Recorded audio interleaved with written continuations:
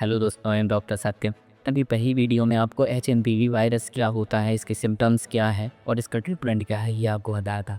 लेकिन हाल ही में अभी नई खबर ये आई है कि ये जो वायरस है अब इंडिया में आ चुका है। इस वायरस का जो मोस्टली कह सकते हैं इस वायरस का जो स्प्रेडिंग पावर है ज़्यादातर छोटे बच्चों यानी कि 5 साल से जो छोटे बच्चे हैं उनमें देखने को मिल रहा है और अभी तक इसके 8 केस आ चुके हैं।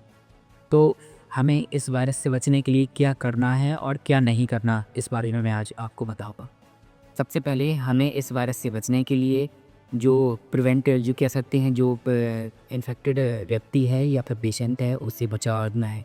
अगर ये पेशेंट कहीं खांस रहा है, छींक रहा है तो इस पेशेंट को सबसे पहले या तो मास्क को लगाना चाहिए या फिर ये रुमाल या फिर कह सकते हैं कि हैंकी या कुछ ऐसे कपड़े का यूज़ करें जिससे इसका जो एक्सपीशियन सब्सटेंस है बाहर ना आ सके। तो हमें खांसते या छींकते वक्त रुमाल का यूज़ लेना चाहिए। अगर हम कहीं जाते हैं किसी ये हॉस्पिटल में या फिर कह सकते हैं किसी क्लिनिक में तो हमें door, handle, mobile, keyboard, desk इन सबको डायरेक्ट टच नहीं करना चाहिए। क्योंकि ये जो वायरस है मोस्टली टच करने से, छूने से, इन सभी चीज़ों से फैल रहा है। इस वायरस से सबसे ज़्यादा बचने का सबसे ख़ास रास्ता है कि हम लोग मास्क को पहनें। अगर हम मास्क को पहनते हैं तो इससे काफ़ी हद तक बचाव कर सकते हैं। ये वायरस एक तरह का कॉमन कोल्ड है और इससे डरने की बहुत ज़्यादा ज़रूरत नहीं है। बट इसके जो लक्षण हैं बहुत तेज़ी से स्प्रेड होते हैं। अगर हम कहीं जाते हैं, किसी चीज़ को छूते हैं तो घर आएँ तो तुरंत हम अपने हाथों या तो सैनिटाइज़ करें या फिर धोएँ।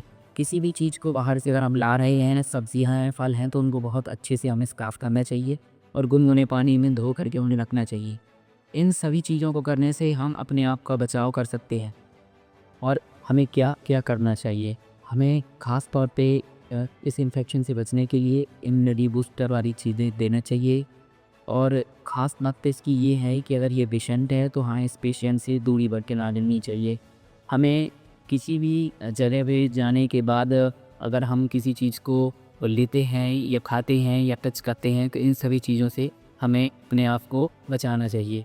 इसकी खास रिस्क फैक्टर की अगर बात करें तो खास रिस्क फैक्टर हैं ऐसे पेशेंट जिनको ब्रोंकाइटिस है, अस्थमा है, निमोनिया है, ये सांस की कोई पुरानी समस्या है तो उससे ये समस्याएं देखने को ज़्यादा मिल सकती हैं। सबसे ज़्यादा सीओपीडी वाले जो चेंजेस वाले पेशेंट होते हैं उनमें भी ये समस्या देखने को मिल सकती है। तो जो सांस की समस्या या कह सकते हैं कि इम्यूनिटी जिनकी लॉस है उनको ये बीमारी खास तौर पर देखने की मिल सकती है। इसीलिए सबसे पहले हमें अपने आप का बचाव करना चाहिए, इम्यूनिटी बूस्टर वाली चीज़ें लेनी चाहिए। अगर हम ऐसी किसी डिसीज़ से सफ़र कर रहे हैं तो हमें जाकर के डॉक्टर से तुरंत संपर्क करना चाहिए जिससे हमें तुरंत ट्रीटमेंट मिल जाएगा।